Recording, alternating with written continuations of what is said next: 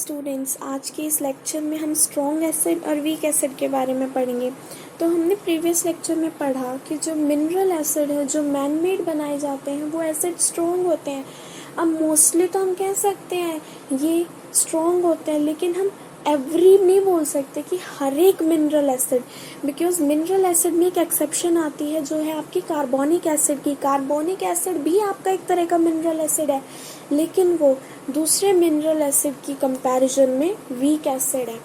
तो आपके mineral acid के example like hydrochloric acid, sulphuric acid, nitric acid, these are the strong acid, but in strong acid carbonic acid is a weak acid. तो और आपको ये भी पता है कि वीक एसिड कौन से होते हैं जनरली, जो हमारे नेचर में नेचुरली अकर करते हैं। These acids are known as weak acid, या फिर हम इनको ऑर्गेनिक एसिड भी बोलते हैं, जो आप जैसे कि आपका citric acid, tartaric acid, foamic acid, acetic acid, ये सभी वीक एसिड है। अब आपके एग्जाम में ये 1 मार्क क्वेश्चन आ सकता है ऑब्जेक्टिव टाइप में या फिर किसी भी फॉर्म में कि आप एक ऐसे एसिड का नाम बताइए जो मिनरल एसिड होने के बाद भी एक वीक एसिड है। तो आपको उस क्वेश्चन में सिर्फ कार्बोनिक एसिड का नाम लिखना है, क्योंकि आउट ऑफ मोस्टली जितने भी हमारे मिनरल एसिड हैं उसमें मोस्ट कॉमन जो वीक एसिड है वो आपका कार्बोनिक एसिड है।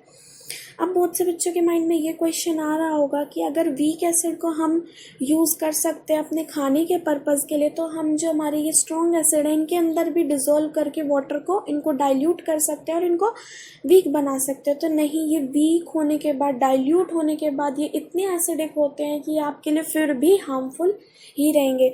तो आप सिर्फ ऑर्गेनिक एसिड्स का यूज़ कर सकते हैं अपने खाने के अंदर, ना कि आपके जो स्ट्रॉन्ग एसिड है उनका। अब हम बात करते हैं कि मैं बहुत जगह बोल रही हूँ डाइल्यूटेड, कंसनट्रेटेड, तो ये होता क्या है एक्चुअल में।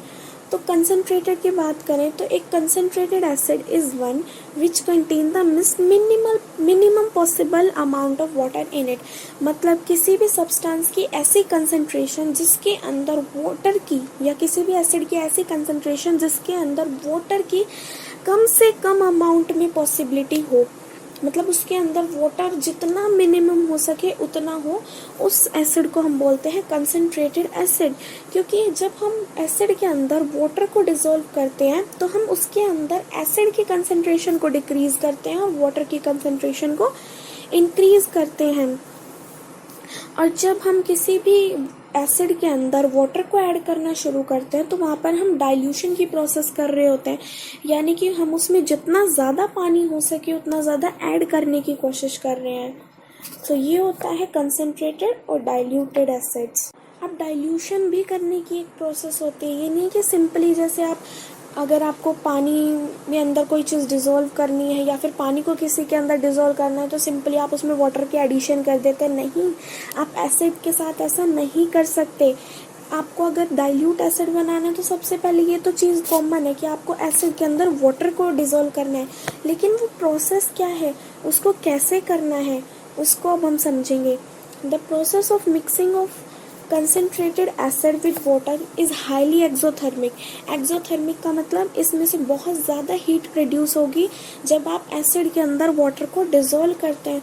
तो जब भी आप एसिड को वाटर के साथ मिक्स करते हो तो एक बहुत ज़्यादा लार्ज अमाउंट में हीट इवॉल्व होती है। The dilution of A concentrated acid should always be done by adding concentrated acid to water। ये नहीं है कि आपने एसिड लिया, एसिड के अंदर पानी मिलाना शुरू कर दिया, नहीं, ऐसा हम कभी भी नहीं करते।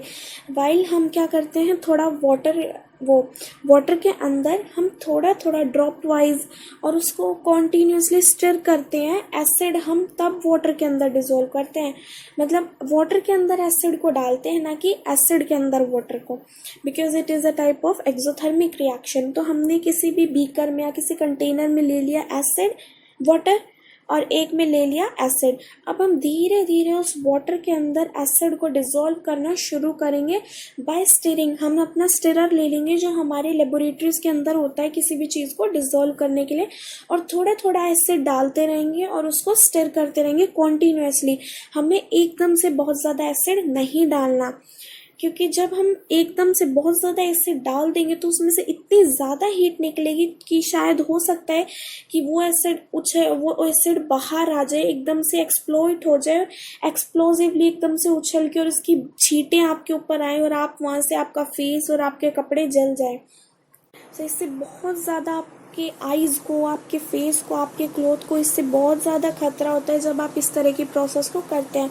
तो इसलिए जब भी डाइल्यूशन करना होता है एसिड का, तब वाटर के अंदर एसिड को हम धीरे धीरे डिज़ोल्व करते हैं ताकि हम उसकी कंसंट्रेशन को कम कर सकें और उसमें मैक्सिमम अमाउंट ऑफ वाटर को डिज़ोल्व कर ले। नहीं तो वहाँ पे जैसे ब्लास्ट में एकदम से सब कुछ ऊपर की तरफ फट के आता है, इसी तरीके से बीकर से सारा एसिड आपके मुंह पे, आपके कपड़ों पे आके आपको बर्न कर सकता है। तो इसी कारण यही वजह होती है कि हमेशा वाटर के अंदर एसिड को डिज़ोल्व किया जाता है, ना कि एसिड के अंदर वाटर को। और सिर्फ यही नहीं होगा कि भाई उसमें सिर्फ वो उछल के आपके ऊपर आ जाएगा और आपको बर्न कर देगा। हो सकता है कि इतनी ज़्यादा हीट निकले कि आपका जो बीकर आपने लिया हुआ है वो भी टूट जाए।